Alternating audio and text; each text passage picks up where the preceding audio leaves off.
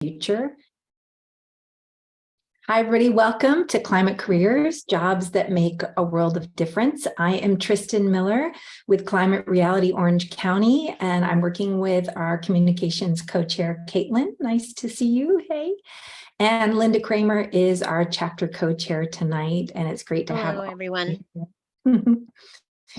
And next, we're going to be talking to Elisa with the Good Energy Project. And here is our agenda tonight.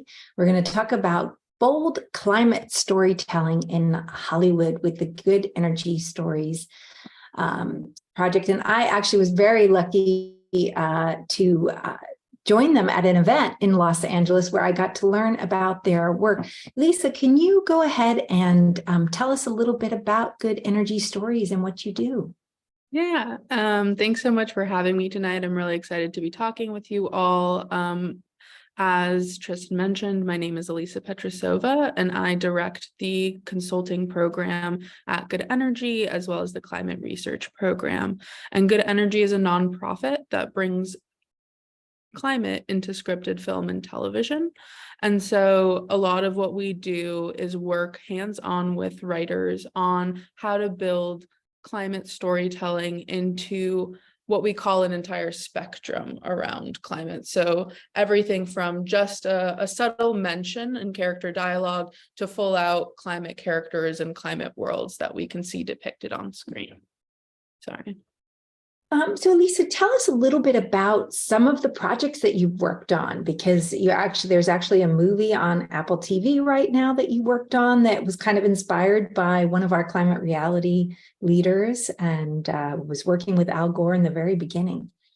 Yeah, so actually that was before I even knew that this was going to be my career. I found myself in my undergrad, actually, being a researcher for Scott Z. Burns, who directed An Inconvenient Truth with Al Gore. Sorry, it's late here. It's 9:30 on the East Coast.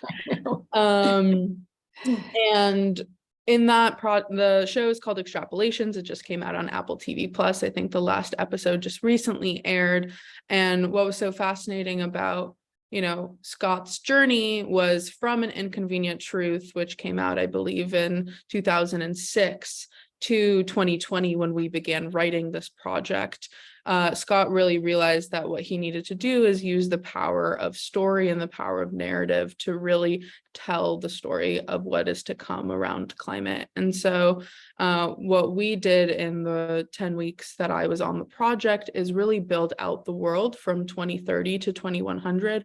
So we actually spoke with experts like Al Gore himself, Elizabeth Colbert, Bill McKibben, and a lot of the heavy hitters in the industry to really understand what the world was going to look like. And myself and another researcher, we mapped out, we had a whole wall, and on the x-axis were the years and on the y-axis were the categories in which we thought were going to be most impacted, from food to infrastructure to water to family life, sex lives. We even had, I remember, the extinction of the Pinot Noir grape. To which Scott said, please put my tombstone right before the extinction. Right. And chocolate's going to be impacted too, people. So if you like chocolate, that's why you have to get active. And so with that, all the writers were in the room with us. They were gathering that research simultaneously to developing those storylines, which is really important to have that work happen simultaneously. And then, they went away to write their scripts, and we were there for support. And that's kind of how that came about. Well, I can't recommend the show enough. It is absolutely fantastic. And it really does tell that story of what our world is going to be like. And I think it inspires, action. It inspires that there's still a lot that we can do. I've even heard Al Gore lately talking about, like, if we are going to hit the 2030 target, we're going to actually see some things start to reverse. And, the planet is very resilient. But if we don't start to really go after those targets, we're going to see a world like we see in Extrapolations as well. So it's really important that you took that time to bring that service to writers and producers? What has that been like? I just want to share one more thing about extrapolations, and then I'll jump into that. But I think what's really fascinating about, the chosen start point for that is 2038. And what Scott says, it's equidistant from this moment as The Hangover is to today. So it's like, about 15 years apart, and The Hangover doesn't feel like a period piece. And so we really wanted to make sure that the first episode felt like the world that we were living in today, and not like some far off distant future. And obviously, as the show gets on and we get into the 2060s, that is the place where the world starts to depart from where we look, how we look today. And what that looks like at Good Energy, and what that looks like with the work we provide kind of on a daily basis to writers, is very different. Not very different from extrapolations, but very different, meaning project to project. And so it really depends on which stage we're coming into each project. Sometimes we come in at the beginning, really at the fruition, where somebody just has an idea and they're looking for support and they're looking for ways to tell their story. And sometimes we get fully almost like finished scripts, and people are looking for a sensitivity read. People are looking to make sure the science is correct and that none of their language is kind of harmful. And so that is kind of the spectrum of work we do. Let's also talk about comedy and television, series. Share a little bit about the work that you're doing in that area. So I think what's really interesting is we've learned that laughing and dancing open up a different part of your brain than, other types of information and communication standards. And so I think making sure that the narratives that we're seeing today aren't just doomsday, aren't just super scary, aren't going to only paralyze us, because how we live on a day-to-day basis is sometimes scared and sometimes, excited, sometimes hopeful, sometimes courageous. And so all of that spectrum of emotion also comes in to the stories we see in our own lives that then need to be reflected on screen. I think, I was the other day, my partner and I were on our way to a restaurant, and all of a sudden there was like a monsoon like rain in New York. And we got on the train, and every single stop, the MTA announcer would go on and say, oh, we're in a flood warning. We have to wait at the station and until we get to the next one. That was a very real life climate scenario that I was in. And I imagined how very quickly that could be put into a genre piece. That could be comedic. So many different situations could happen as you get stuck station to station to station. Although, it might be also scary. You're on flood watch. But, a lot of things happen in New York on the subway. And so a show like Broad City, a show like Sex and the City, a show like Girls could take a scene like that and just transform it and really build it into the natural story world of where the show is already taking place. That's why it's so important that this nonprofit is, out there and providing that resource so that writers can, bounce off ideas and develop them with you and, really see them to fruition. What are some of the other projects that you're working on right now? I don't know if we're subject to say any other projects that we're working on, except for there is a podcast series on Spotify. In the true crime department, they're all the Parcast episodes that came out around Earth Day. So there was around 5 shows that all focused on climate. And I know that I'm allowed to say that we worked on those, but unfortunately, I'm not really at will to share the rest of our I totally understand, having worked in the movie business myself. I should have, when I was at the event, I saw such a range of shows that you were working on. Maybe you can talk about that, the range of different, TV shows and media that are, working with you and using this really important resource. Right. So our clients are everyone from independent starting writers who might be writers assistants that are really interested in climate, are probably youth activists in another part of their life and are really looking to get climate into their scripts, a lot of times we often talk about at Good Energy how exciting it is to see the Gen Z filmmakers begin to kind of infiltrate the space, because we really think that is going to shift the needle significantly. Something I should mention is our academic research with the Norman Lear Center found that only 2.8% of scripts, film and television scripts between 2016 and 2020 mentioned climate change, not even just the term climate change, 38 key terms around climate change. And so that is, a dearth of content there. And so we're really excited to be seeing more and more content come out, and also see this wave that is, that we predict as Gen Z becomes a heavy hitter in the industry, as we say. Well, I see one question asking, like, how did you get into this space? So I grew up in California, and I went to LOXA, which is an art school. I think you guys have one in Orange County called OSHA, which is very similar. Oh, my daughter goes there. So yeah. So that's like the Los Angeles County version of OSHA. And we, I understood the climatic effects around me, like wildfires and drought, and that was taught to me in school, but it was taught to me like any other issue. Like I knew that it was something we were dealing with around us, but it was not something that I, as an artist, thought to take on. In 2017, I moved to New York for undergrad, and I went to Cooper Union. And in my sophomore year, I was in a class called Interdisciplinary Seminar. And every week, a different artist, architect, engineer, lawyer, economist, poet would come, and almost unprompted, all of them said that the world was going to look very different very soon. This was at the same time as the 2018 IPCC report came out that said that, we had 10 years, and it was also the Brett Kavanaugh trials. And although that may seem like a slow news cycle for today's, news cycle, I was really overwhelmed by all of this information.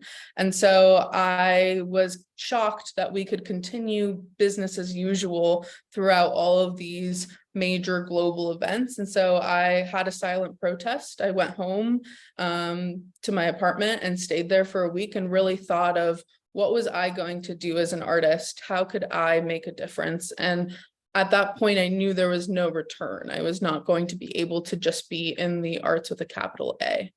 Fast forward a couple of months, I partnered with a mechanical engineering student and a chemical engineering professor, and we got grant money to start a series that coincided with the UN Climate Action Week and the Climate Week NYC in general. And just with cold emails, we got Bill McKibben and Naomi Klein and Varshini Prakash and all these big names to come speak at the Cooper Union. And a couple of months later, we really started a movement within the university that started from this week of events, where people across disciplines were really interested in having this conversation. It was something that was basically, not present on campus at all. And within those couple of months, I really quickly went from being climate curious to being in a position of climate leadership. And over the course of the next couple of years, we had built out a very strong coalition at the school that ended up even, petitioning to the board. And now the board sees climate as one of the 3 pillars that Cooper Union must move on with, which was, wow. And I'm not going to lie, like for a long time, it did feel Sisyphusian. It felt like we were moving in institutional time, that, nothing was going to change. But then, 3-4 years later, the board really came to speak with us, and that was really amazing.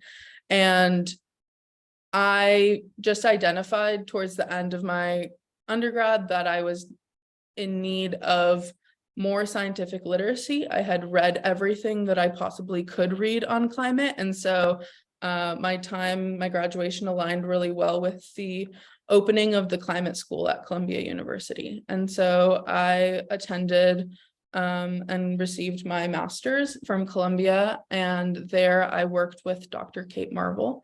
And together we built a group called the Climate Imaginations Network that really focused on storytelling. That was a really amazing experience. And at the same time, in my classes, I was being, completely inundated with quantitative mathematics and modeling and probability and statistics, insurance risk analysis, things I did not know, having gone to 8 years of art school, and really began questioning myself whether climate was the proper career for me. And after a while, I came back to having conversations. I think building community and having people you could talk to is really important. And I had a strong network of people that I could speak to and really say, you know, why am I the person to be in this job? And I realized that there were other people that were going to be great politicians. There were other people that were going to be great scientists. There are other people that are going to be great at modeling, but my skill is really in the translation of the climate science into the arts, and that is a unique superpower, and that is as important as, you know, Kate Marvel herself says that the height of her career will not be a Nobel Prize. It will be when she becomes obsolete. You know, climate scientists want to become irrelevant. They don't need to tell us anymore that climate change is real. And so I really believe in the cultural needle moving as one of the biggest solutions that, you know, we have, and storytelling and community both being kind of the strongest methods of adaptation and mitigation we have moving forward. Absolutely. That's such a powerful story. And I think people need to tap into their own stories and to feel more comfortable to be talking about this topic and to listen to each other and not feel like it's a charged topic, that we can really talk about it. I mean, my whole town burned down in 2007, you know, in a wildfire. And even at that point, I had not fully connected it to what was going on in the environment. And I found that, you know, my kids were starting to inspire me to see, you know, how could I get involved? How could I make a difference? And there's so many ways you can do that too. And that you've created, you know, you've created this network of friends. It just started from an idea at the university, and look, you know, where it went. And so a lot of people are looking at switching, you know, into climate careers. What would you say? I mean, I really feel, you know, taking a class or getting involved in a local community college or university, that's a great place to start. I really think that careers are made by talking to people, and not only for networking, for understanding who you are and what you want to do. By talking to people, and people I felt uncomfortable talking to, people I love and now will be in my life forever, people I will never see again, by being able and having to tell my story over and over again, and having to explain to people who I am and where I came from and what I want to do, was really, really important. And it's, you know, people will show up for you. It's, you know, just because, and you don't even have to come looking for a job. I think, you know, part of that is priming your network over time, where then, you know, what happened to me was I met someone in October, and 8 months down the line, I called her up and I said, you know, I now know what I want to do. I want to be a climate storyteller. I have the language for it. Can you help me?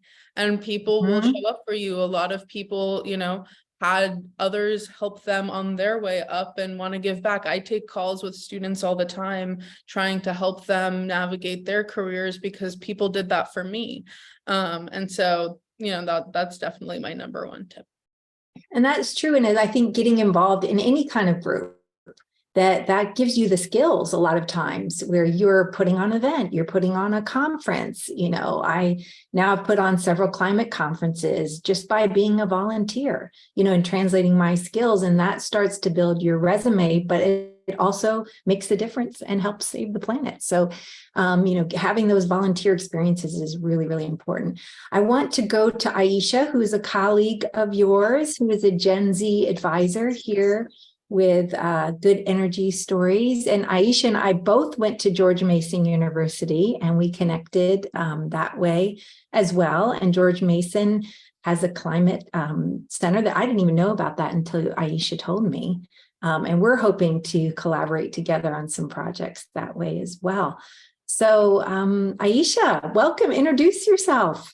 Yes, hi everyone. My name is Aisha Nyata Brown, and like Tristan mentioned, I am Also with Good Energy Stories, and I'm a Gen Z advisor for the Climate Mental Health Network. And so I'll be sort of focusing on both because they do take up quite large chunks of my brain at all times.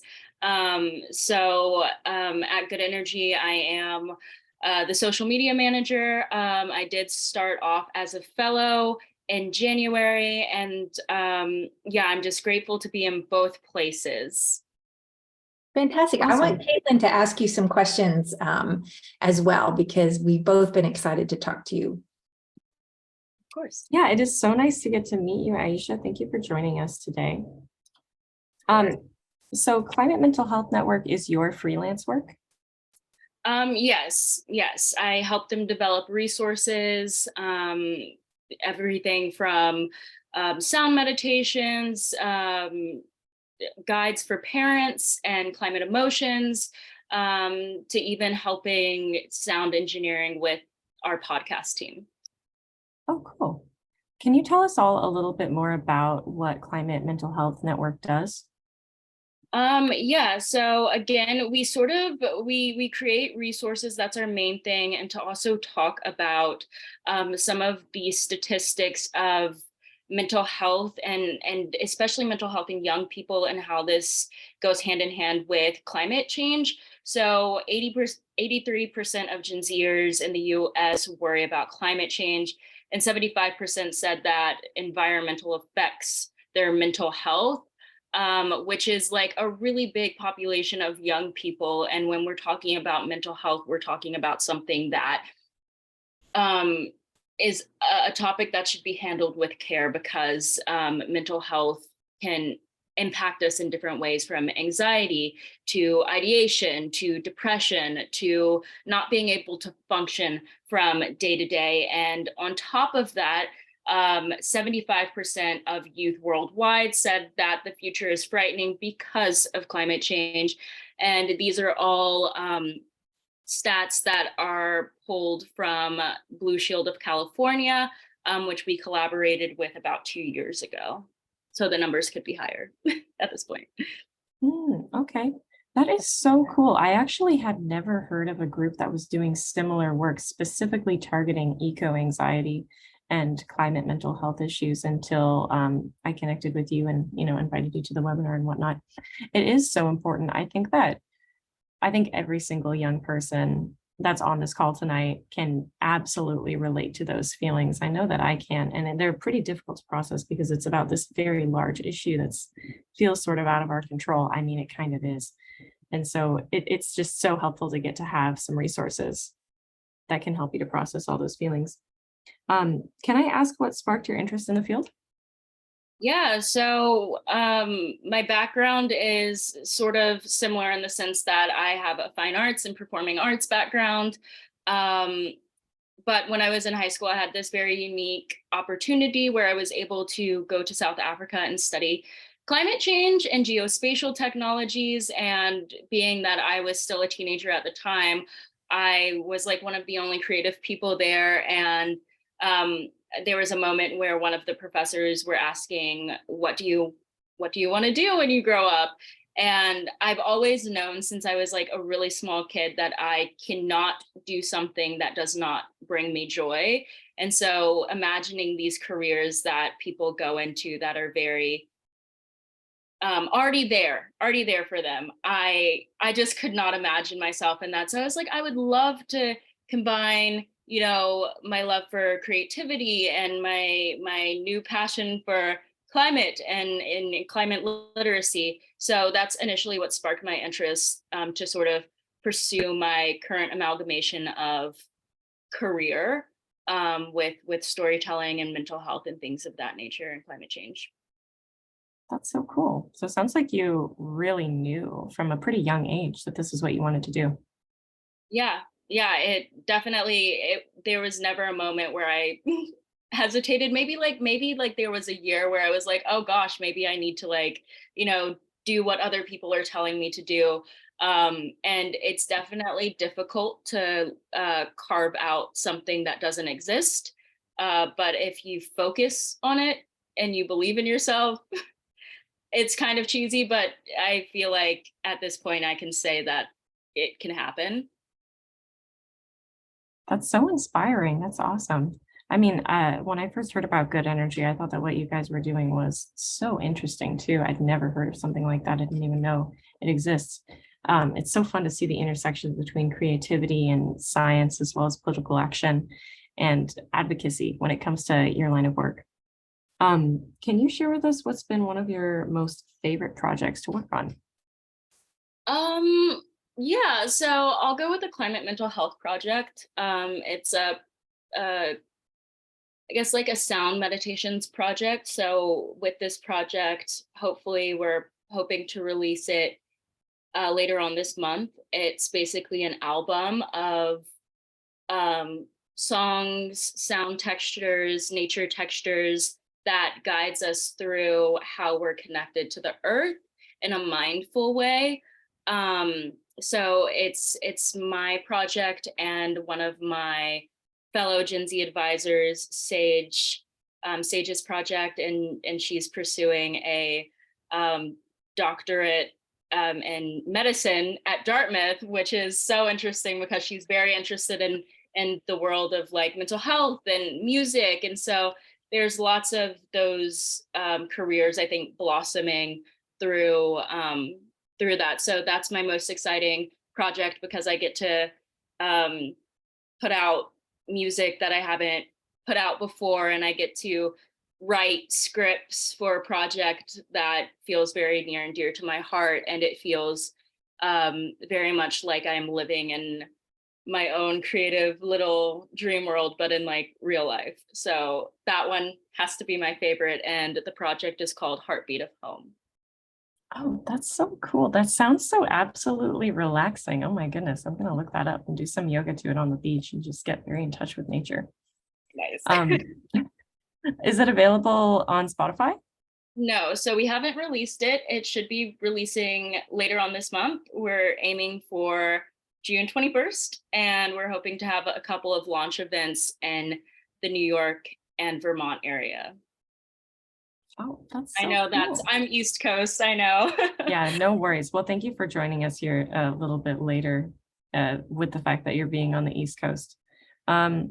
Let's see. I'm taking a look at some questions in the chat. Athena said, I am 58 years old. I have been fighting on these issues since 1990. My mental health is fine, and I also believe that anxiety and rage as well are actually signs of sanity in this situation. Wonder what you might think. Yeah, I think so. I think first off, in any situation, that validating emotions is really important. I do think that the way that we've kind of split emotions into these very binary categories of good emotions and bad emotions is kind of silly, because you've got this situation like climate change, right? That's a global issue, affects different people differently. Having rage and sadness and anger is actually good. Like, feel those things, right? This is something that we explore in our Heartbeat of Home series, that like these are deep emotions and they're not bad. And just like you know, if it happens to like rain outside, that doesn't necessarily mean it's bad because it's cloudy and gray, right? So I totally validate that, and I think those emotions are totally great to feel. I do want to say that I am not a professional, you know, I'm not a psychologist. I'm just really passionate about this sort of thing. And that, you know, within, you know, coping and resourcing your emotions within those really strong emotions, finding things that you love to do and getting in touch with that is a good way to maintain those emotions without them getting out of hand. We always want to be aware and cognizant of how we're managing our emotions. So just because you are feeling something and it's being validated doesn't mean you spiral and keep feeling that, right? Maybe try baking or going outside or going for a walk. Things like that is what I mean by resourcing those emotions, just so that you don't, because you can dig yourself a little hole with emotions like that. Yeah, absolutely. And then when you start to feel that way too strongly, you can't even be that effective at fighting the climate change fight, if that's what those emotions are about. Yeah. And then I want to make sure that we stay somewhat on time. So I'm going to just ask you one last question, if that's okay. What is one piece of key advice you'd give to someone looking in the industry? For me, I always use this one that I was given when I was like 11 in theater training, is to always show gratitude and be grateful. I don't think people realize how far gratitude goes. Gratitude for learning something from somebody, even if that's in passing at a networking event. I don't think there's one way to be in such a transdisciplinary, intersectional environment. There's no one way to do it. But if there was one thing I could say, is definitely to stay grateful and to show up in a grounded way that shows gratitude no matter what. That's perfect. Right. Yeah, absolutely. I think that when you, Aisha, I have to ask you something before we wrap up.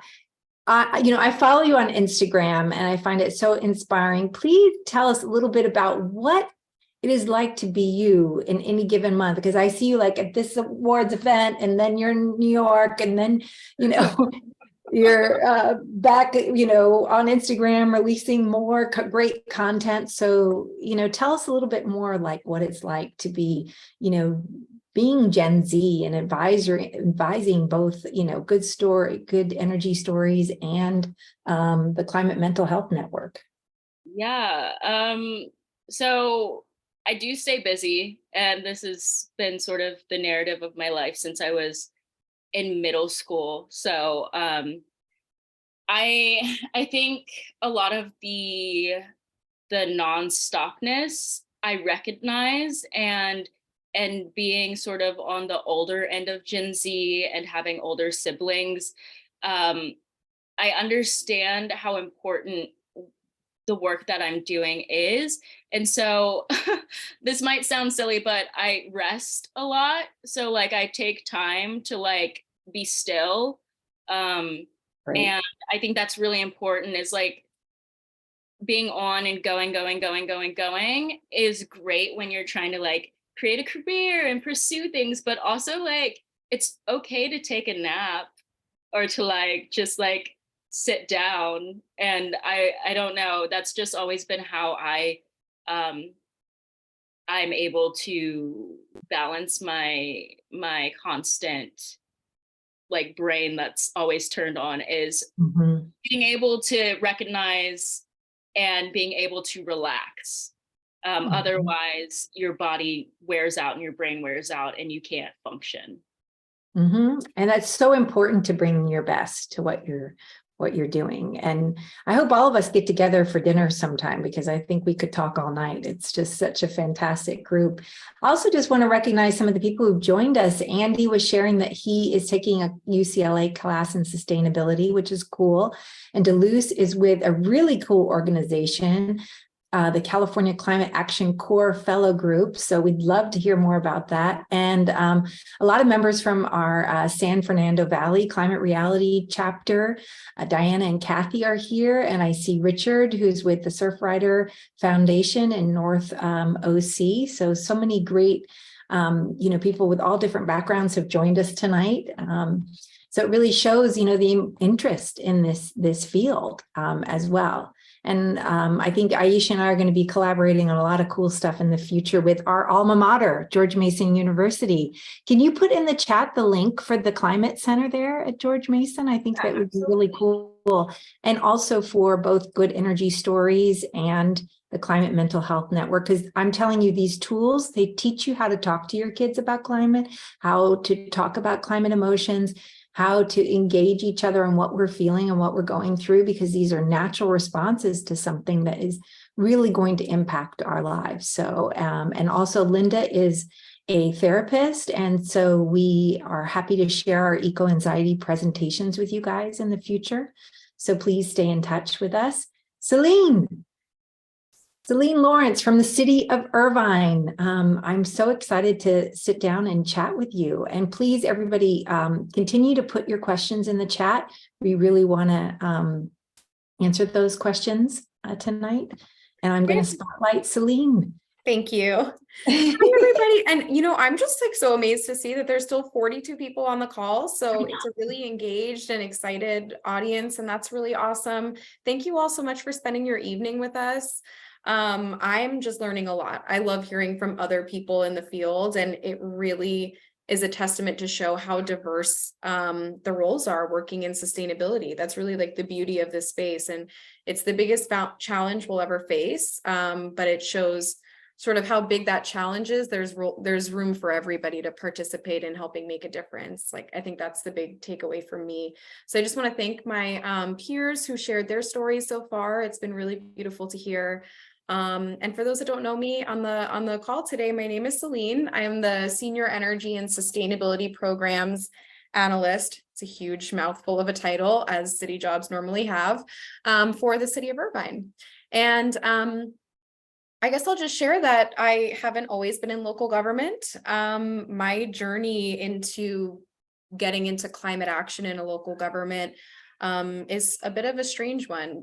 In college, I was a English and history major. I loved literature, and I, just thought I would be an English major. And my dad was an anthropologist, and he had suggested to me when I was in college. I grew up in New York, by the way, so loved hearing about Elisa at Cooper Union. I used to pass Cooper Union all the time. I went to school at New York City University.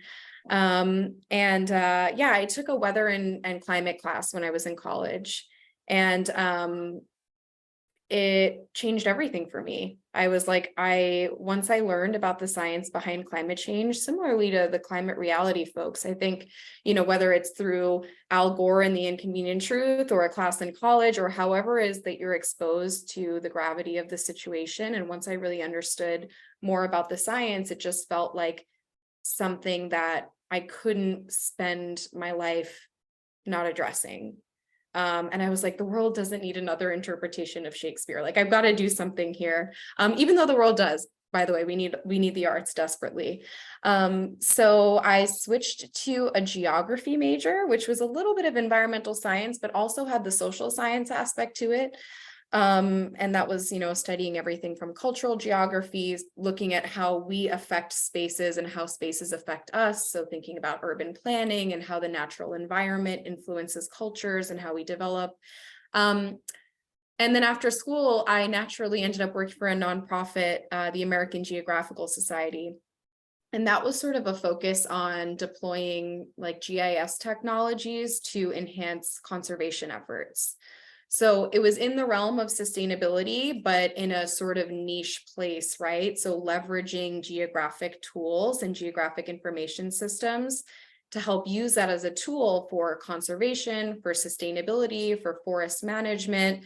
And it was a really interesting sort of exposure to that world. And there's so many nonprofits doing so many important things that are just really niche. I mean, I went to DC and held congressional forums on the intersection of like deforestation and terrorism and animal poaching. So there's like a whole kind of world there of where sustainability intersects with culture, where it intersects with economics.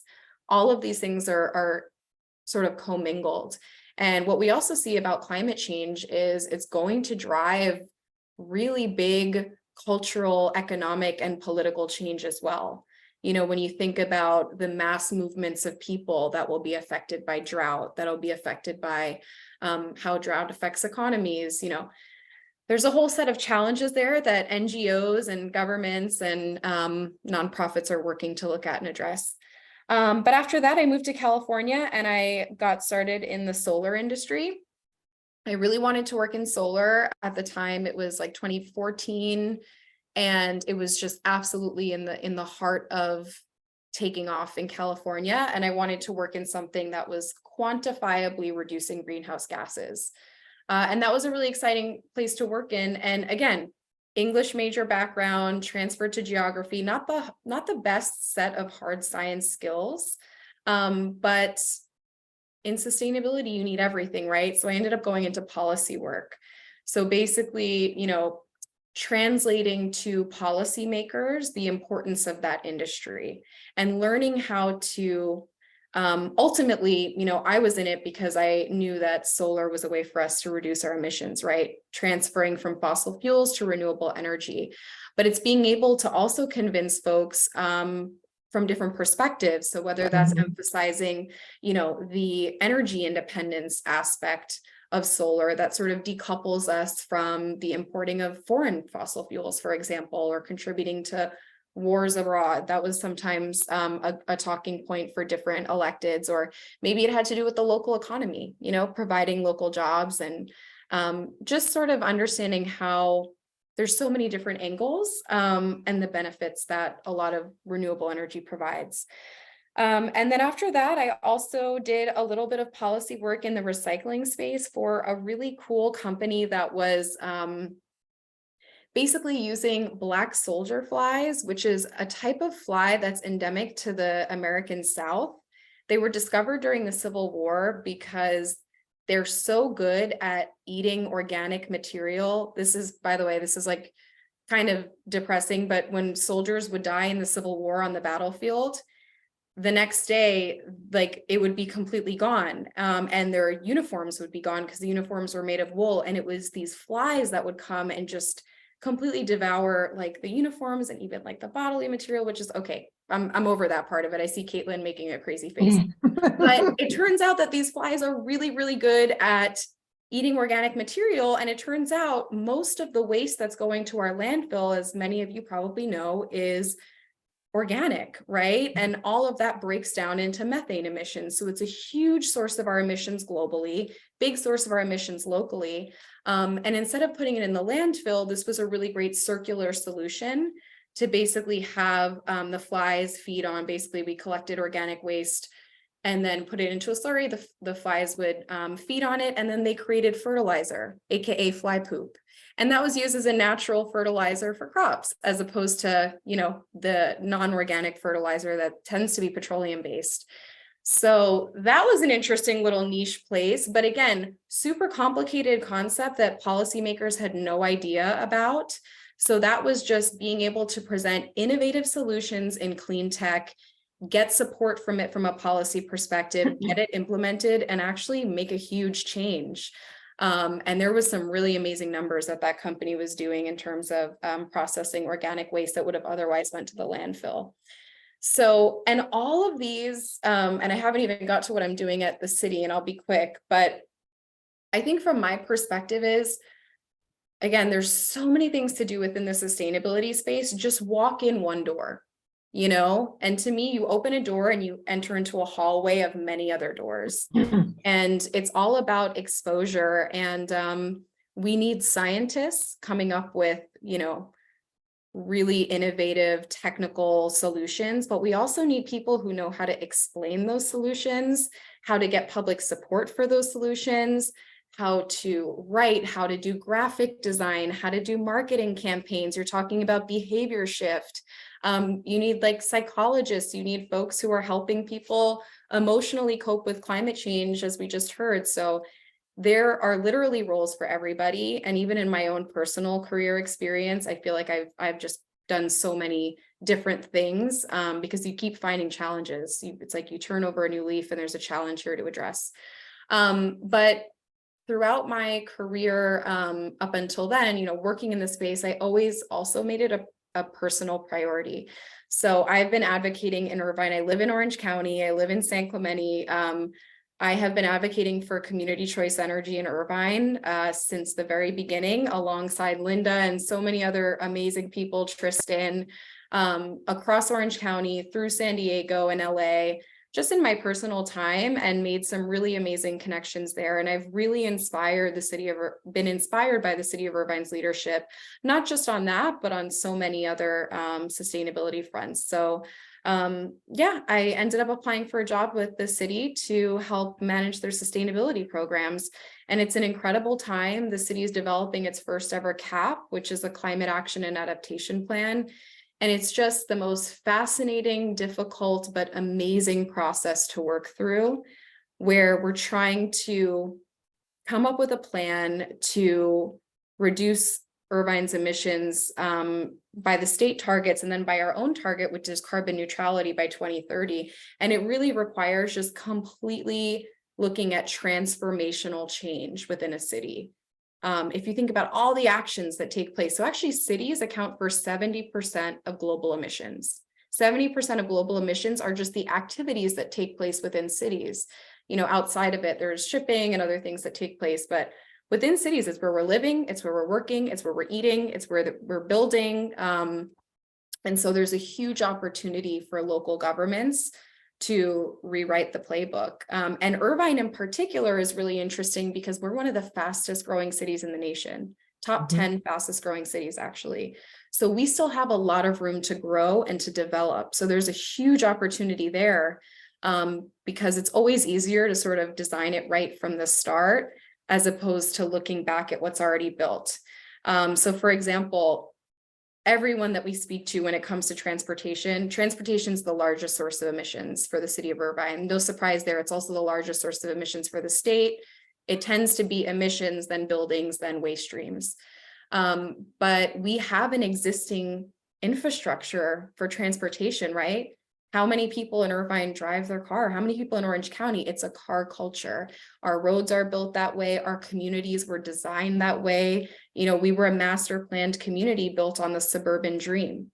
So how can we look at sort of retrofitting that infrastructure or incentivizing other behavior, or the opposite of incentivizing, but creating regulation to force behavior change? So those are all the tools in the toolbox of local government to think about how we can think about transforming our communities because we have to. So that's sort of the process that we're going through right now, but it's really exciting because we're engaging with so many different people, so many community groups. People have really incredible visions and love the city that they live in and work in. And so yeah, it's just really exciting, but it's also really, really challenging work and difficult. And you're usually like the most hated person within the local government because it's like, we're always asking people to do things that no one wants to do. So, and I think that kind of speaks to all of this work, right? I think like sometimes it's easier to just like across anything, whether it's like just behavior change, it's easier to kind of put your head in the sand because it's really difficult to think about how we have to change. But that's why we're all here. And I think there's a way to make it rewarding. I mean, I think the work is challenging, but I also think it's really rewarding. And it's all we can really do. I feel like I have no other option. It's like, once you know what's going on, we're just going to give it our very best. So it's a little bit of a ramble. You know, just speaking to you all informally. I have my City of Irvine logo, but really I'm just speaking from the heart. But happy to share if there's any questions about, you know, what this job is like, shared a little bit about. Thank you so much, Linda. I see your comment there. So yeah, maybe we'll just go to questions. Yeah. Celine, I wanted to share just a little bit about like our interactions. Like you've done presentations to neighborhoods on, you know, here's a climate, you know, adaptation plan that we're putting together. And then educational events that you might be doing, or, you know, just meeting with city council members. Give us a flavor of like, you know, what might you do in a month? Oh my goodness. Yeah. So it's so much outreach. I would say it's split between policy development, which definitely we're in the thick of right now. It's a lot of research to see what other cities are doing as well. I mean, working in California, doesn't matter what industry you're in. You could be in clean tech, you can be in local government. The chair of the California Energy Commission, David Hochschild, has like my favorite quote ever. He says this I think he said it at one conference and I never forgot it, but he said, California is a postcard from the future. Like what we do here is what cities and even nations follow years from now. So we're trying it all. You know, Berkeley was the first city in the nation to have a natural gas ban on new construction, even though it's currently being litigated. But so yeah, I think there's like, basically it's talking with other cities, participating in statewide peer sharing events, developing policy, creating or drafting ordinances, And then it's also looking at our municipal operations. So I'm also in charge of doing energy audits for our facilities, seeing where we can do energy efficiency improvements. I'm working with our fleet team on decarbonizing our whole city fleet and transitioning to electric from gas-powered vehicles, and then thinking about how to charge them all. But very much it's the outreach. That's my favorite part by far, Tristan, is meeting just with a group of 10 grad students from UCI on a Thursday night over a box of pizza, saying, hey, we want feedback from you guys. What's your vision for Irvine, and what do you guys need? And they'll say, we need transportation outside of UCI. We need connections to LAX and to John Wayne. And I'm afraid to take my bike down Jamboree because people are going 60 miles an hour. Things like that are really, really important for us to know. So a big piece of the job is just understanding the experience of all the stakeholders that live, work, and play in Irvine, and seeing how we can help meet those needs in a sustainable way. And it's my favorite part of the job for sure. No, and I don't think a lot of people realize that as a resident, as a member of this community, that you can be engaged with, city staff, with your elected officials. This is a real thing that you can have that dialogue. It's easier, I would say, by joining a group like being involved in community choice, because, we are able to organize these meetings. And there's, power in numbers, and we get some training on how to do those, but you don't have to be an expert in this area. I think people feel like they've got to know all these numbers and facts and all that kind of stuff, but no, all you have to do is care, and you live in a community and you're engaged. That's all you need. And I think working in local government has really elevated my understanding that to really realize, whether you work here or live here, you are a stakeholder in this community with a voice that matters. Go and introduce yourself at a local city council meeting. There's always that public comment for non-agendized items in the beginning. Go up and say, hey, I'm a student at, Woodbridge, or I'm a student, at, I think there was just Irvine High School, Jaden. Yeah. Come to a city council meeting, introduce yourself and say, hey, I'm concerned about this. Climate change is really important to me. Let your elected officials know what's important, because I think a lot of times there's frustration in the way our communities are built, or a lack of public transportation, or whatever it is. But the people who can make those decisions are your elected. So definitely go and make your voice heard. It's really important. Linda's at every meeting until midnight. You don't have to stay till midnight, but Linda, we appreciate you. Yeah, we do, Linda, our chair of Climate Reality. Right back at you. Thank you, Celine. And I know how hard you guys work. So thank you.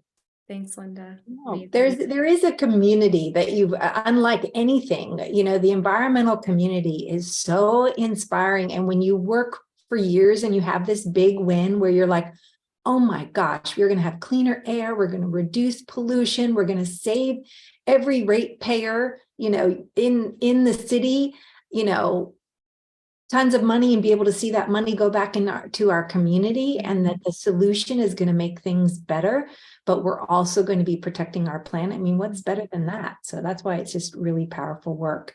And it's great to see so many students. I see one, Anna, who says that she lives in Santa Monica and she's got her associate's degree in environmental studies from Santa Monica College, which is a great college.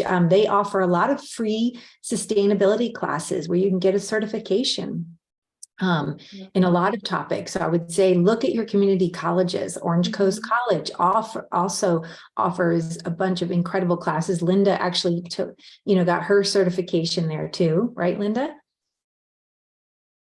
Orange Coast College, yeah. Orange Coast College, yeah. And so before we wrap up, I want to make sure that we talk with Tom from Eco Now, one of my favorite stores in Orange County. Too. And I'm just so impressed every time I shop there. Everybody is so knowledgeable. They know a lot about the products. They make me feel included in my purchasing decisions. I love everything that I take home, and I use, and I give gifts from your store as well. So Tom, please introduce yourself and tell us a little bit about Eco Now, and please put the link in the chat at some point too, or I'll do that. You talk, I'll put the link in the chat. Great, thank you, Tristan. Appreciate the warm welcome and having me and Eco Now be part of this climate career. So my name is Tom. I joined Eco Now on Earth Day 2021. That was a little intentional because I was always helping throughout the process, but that was when I formally joined as a manager of operations to help Eco Now build a team and brand focus on reducing waste. I specialize in the management, hiring, developing, and training of team members and making retail operations as sustainable and efficient as possible. Since joining EcoNow, I have assisted with the expansion of 2 EcoNow store locations in Laguna Beach and Riverside. I built the stores using the most sustainable methods and operations, developing training programs for team members, implemented college graduate mentorship, and learning outcome mentorship programs for team members. We have a partnership with University of California, Irvine for the field study internship credit. So if there's any students that go to UCI or are interested in learning more about being part of our team here at EcoNow, we're mostly OC based, but we could work with your career center to get an internship program. You'd be mentored by me and other managers who have degrees in the field. I also assisted the certification of EcoNow as the first retail store in the Green Business Network in Costa Mesa. So it's a pretty new program through the city, which I think is pretty cool, where you get to see the city getting involved with certifying people, you know, not more independent nonprofits or for-profit organizations, but actual city getting involved. EcoNow has also earned the 2023 Eco Retailers Award by a local nonprofit called plasticfreealliance.org. And I also helped EcoNow earn the 2023 Letter of Commendation Award by the Audubon Society, which is a local society focused on the conservation of nature and bird species. Before joining EcoNow, I was supplementing my time with my now wife, Taya Polly, to grow, build, and manage the EcoNow brand while working as a healthcare administrator and social worker at a small business called Independent Options Incorporated through the pandemic. During my tenure at Independent Options, I helped the company fill multiple vacancies, coordinating services with Regional Center of Orange County at our long-term care facilities for adults with disabilities, and I have assisted with the depopulation of the Fairview Developmental Center in Costa Mesa. I've received licensing for my care facilities I managed through the California Department of Health, developed individual support plans for people under our care, and reduced overtime and overhead costs through effective hiring, training, staff development strategies. And then even before then, while I was in college at Long Beach State, I worked at Redondo Union High School as a paraeducator, instructional aide. And then I graduated in Cal State Long Beach with a degree in psychology. And when I'm not talking about EcoNow, I enjoy woodworking and gardening, but that's just a little bit about me. Just so you all know, you know, there's a lot of students in here, just shows like, if you work through college and school, you can kind of see where life takes you in a way. If you're just focused in school, that's great too. I think being involved in clubs, organizations, and I think because this webinar is mostly focused on climate careers, it just shows that you're not bound to a single occupation. You can kind of grow your role and follow an agency where it meets like your ethos, where you can be actively responsible in your community, promoting positive climate change policies, or what I like about focus on climate change is people's independence. You know, maybe that's because I worked with a lot of kids and adults with special needs, but I think it's very empowering when you are independent and taking control of your waste, of your life, learning these skills that is good for the environment, because a lot of infrastructure isn't really suited for, you know, helping the planet. You know, a lot of companies put consumer responsibility of their waste, You know, it always says, please recycle. Now it's cool. You start seeing more like, please compost or please reuse, you know, or put in landfill responsibility is like what you see normally. But the cool thing about EcoNow is we focus on providing a resource to our community and educating and teaching like people in our community, our customers. We like to call them eco-friends, you know, a little punny with eco-friendly. But we want people to know that you can make positive changes for the climate and be independent of like what policies or laws or other items might be promoting, you know? So I like to talk a lot about like composting and gray water recycling and, you know, reusing too, avoiding plastic. We like to show people like there's a way to consume responsibly, but not contribute to waste, you know, of keeping things from going to landfill or polluting our waterways or, you know, even just more effective ways to consume. And, you know, being a psychology graduate, I learned about psychology of happiness. The most happy countries in the world are ones that consume the most. You know, so where do we find this balance, which is kind of counterintuitive to consume more, but also be happy and be positive for the earth? So, you know, that's the cool thing with EcoNow. We try to show people you can live this lifestyle. You don't have to look like a mountain man or granola girl doing it. You could just be an average person within society, just being zero waste. And then, yeah, so that's like the main ethos with EcoNow. But yeah, any other questions? Well, a lot of people are talking about the Green Business Network. Tell us a little bit about that, because you certified both your Costa Mesa location and your Laguna location. Why would businesses do that? Is it difficult? Does it cost a lot of money to do it? Tell us more. Yeah, I mean, green business, I think it just shows like some transparency. Yeah, I think it's just great to show people like you walk the walk. I think with EcoNow, we try to show people that we, you know, want people like we are about it. We're not greenwashing. Green business, I think, adds that layer and factor to where a business is showing that they're responsible for their waste and they have designs in place to reduce waste, be more eco-friendly. You know, that a lot of consumers and customers might not see. It was a very good program for us to get into. The incentives are great too. You know, I'm pretty happy with the way Climate Reality supported EcoNow to get certified, and you know, I'm hoping to see more cities do that too, because I think it's harder because we have multiple locations too in Anaheim, Laguna Beach. It's kind of interesting to see how each city Yes. works differently, Mhm. and then cool to see Costa Mesa be so progressive.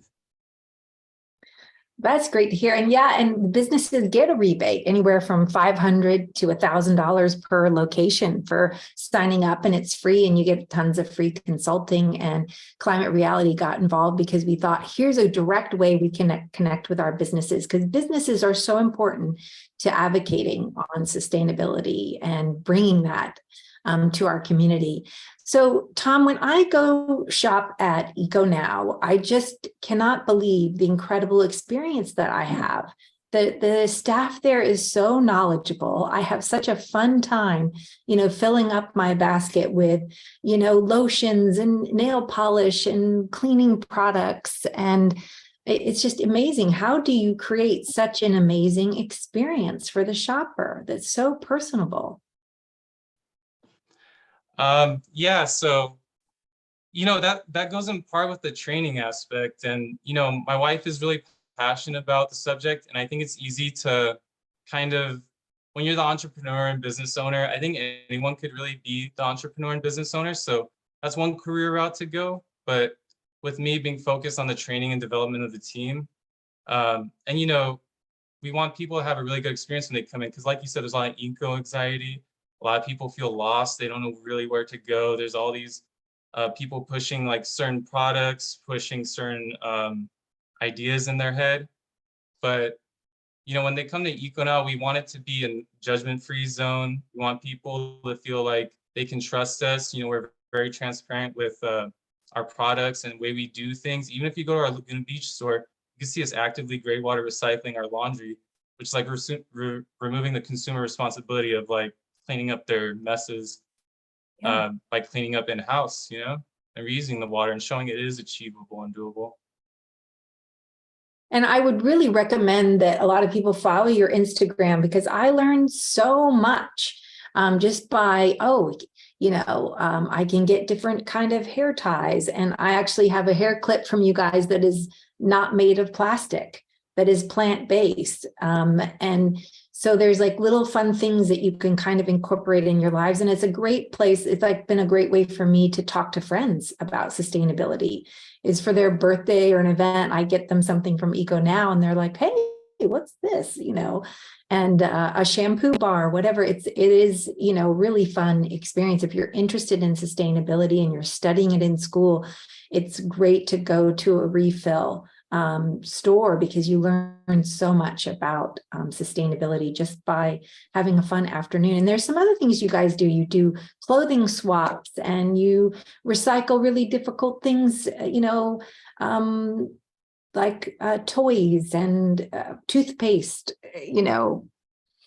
tubes, that kind of stuff. So tell about that. Yeah, so zero waste is kind of like I was saying, it's counterintuitive to consuming, right?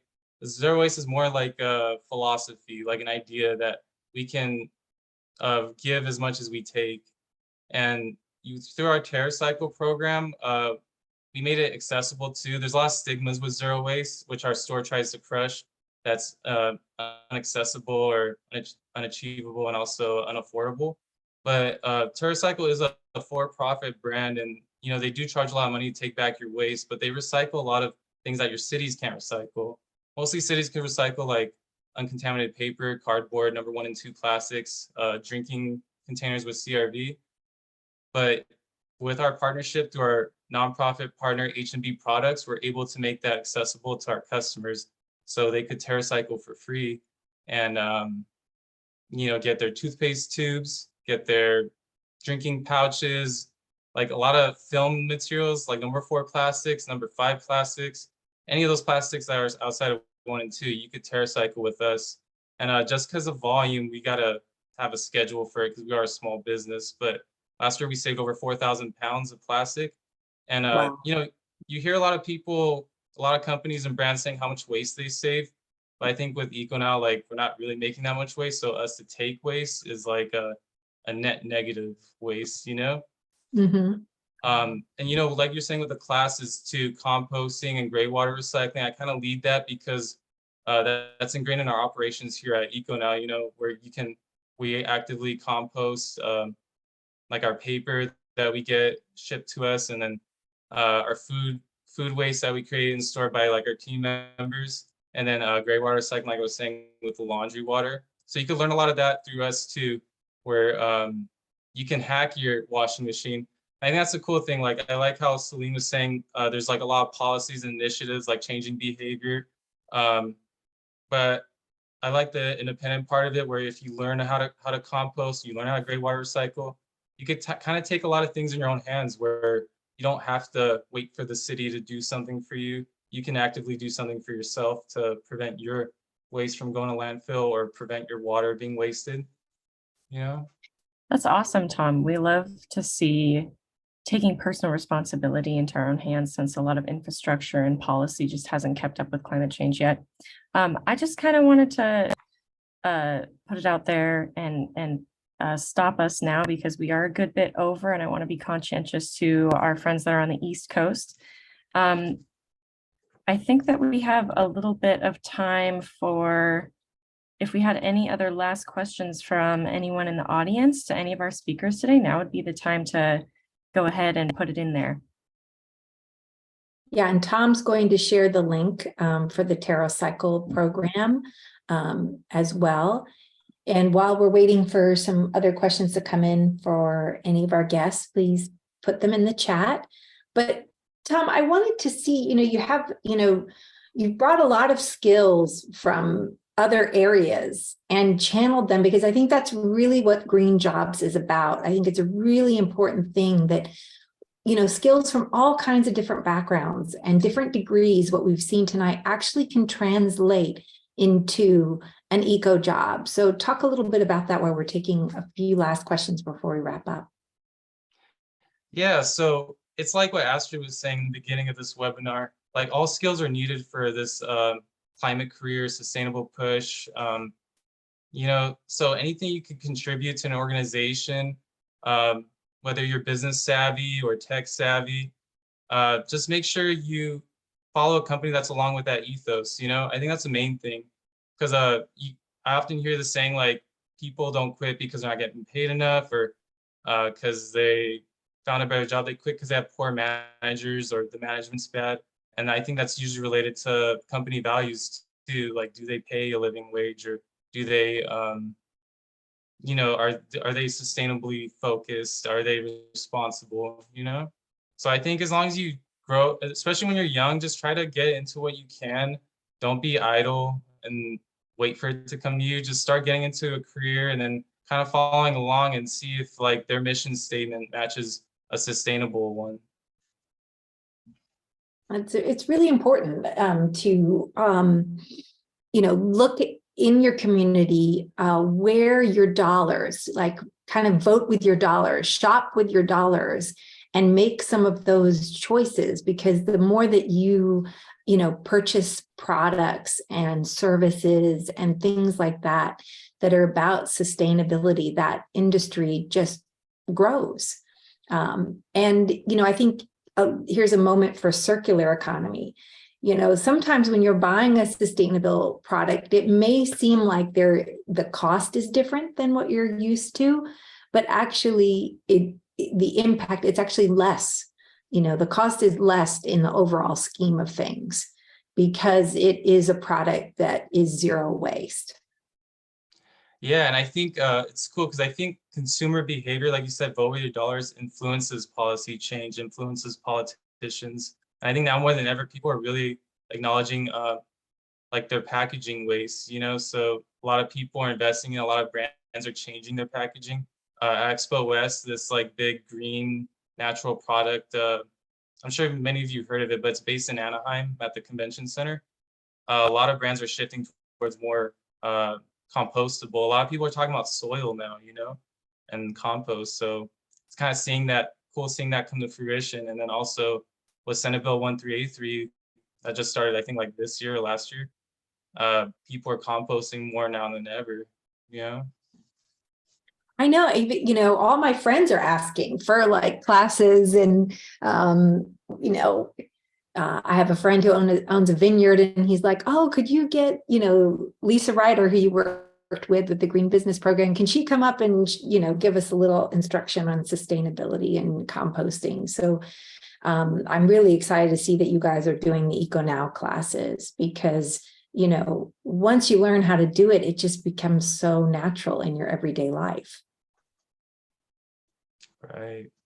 And you break it down. Any more questions? I love that Jade and Sabrina were here from our local schools. Hey, do you guys have any questions before we go and wrap up?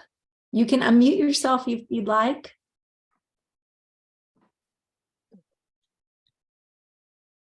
We should get a picture before we go too. Okay, well, we'll do. Well, hey, Tom, thank you so much. I'm looking forward to Climate Reality, having a chapter event with Eco Now at your store, and having our Green Living committee come out there to learn much more about everything that you're doing. And we'd love to help volunteer at one of your Terra recycling events down the road. So keep us in mind for that. So if you guys want to, turn your camera on so that we can see everybody before we go. And Linda, are you going to take the picture, or? Sure, I'll snap it. You want to? Am I on? My And camera. if we have. On.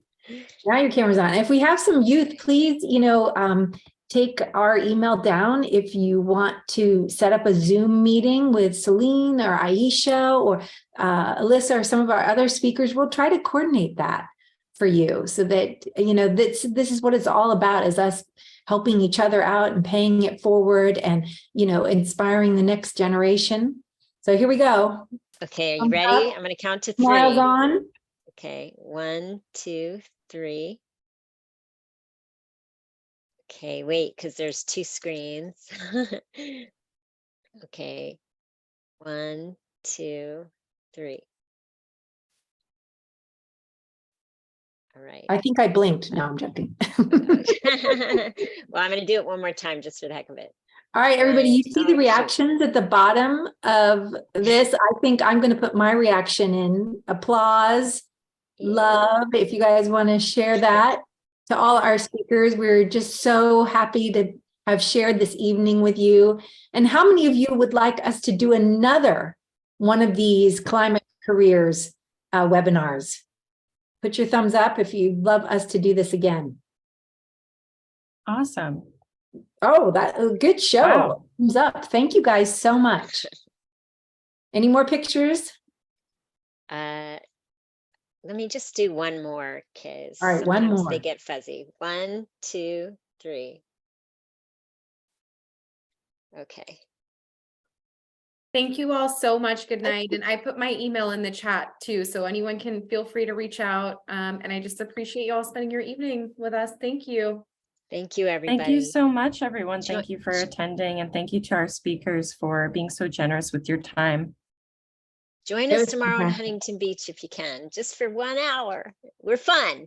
I promise. Thank you. Thank All you. right. Jen. Good night, Thank everyone. you, Bye. Danielle. Raj, great to see you. Jocelyn, Emily, Richard, Danny, Marlena, Emily, Monica. See you soon. Bye.